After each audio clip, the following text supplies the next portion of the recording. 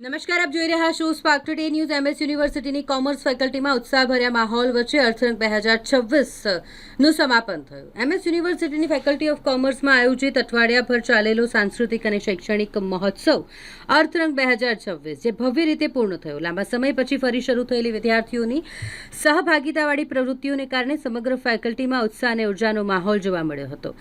આ મહોત્સવનો મુખ્ય હેતુ વિદ્યાર્થીઓના સર્વાંગી વિકાસને પ્રોત્સાહન આપવાનો રહ્યો।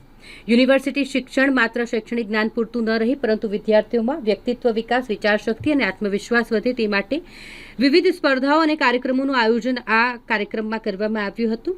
અનેક સ્પર્ધાઓ યોજાઈ જેમાં વિદ્યાર્થીઓ ઉત્સાહભેર ભાગ લીધો, પોતાની પ્રતિભા અને સર્જનાત્મકતા આ કાર્યક્રમ થકી સૌએ દેખાડી।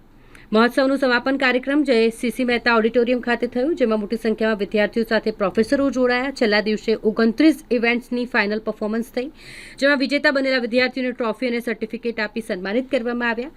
સમાપન દિવસે વિદ્યાર્થીઓ પરંપરાગત વસ્ત્રોમાં સજ્જ થઈને આવ્યા હતા, જેના કારણે ફેકલ્ટી પરિસરમાં સાંસ્કૃતિક રંગત વધુ ઝળહળી ઉઠી હતી।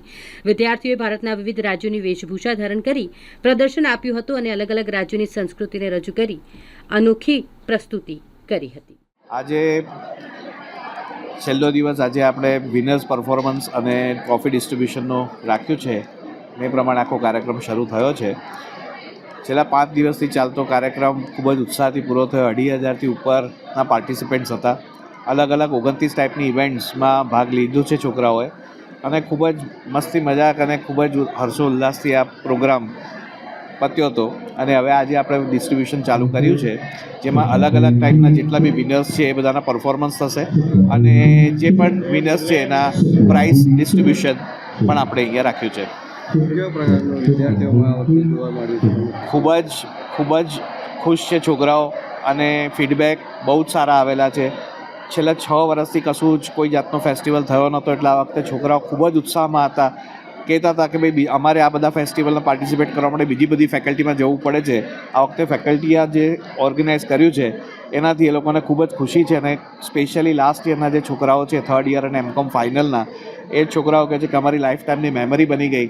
Thank you very much for the organizing such a festival.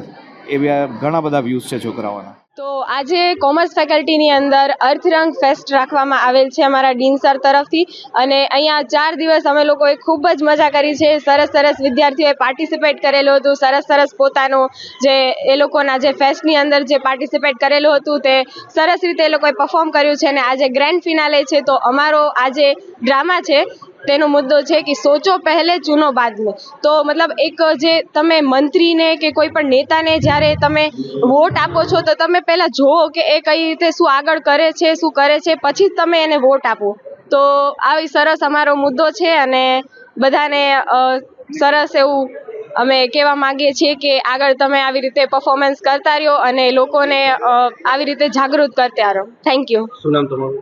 Dave daisy.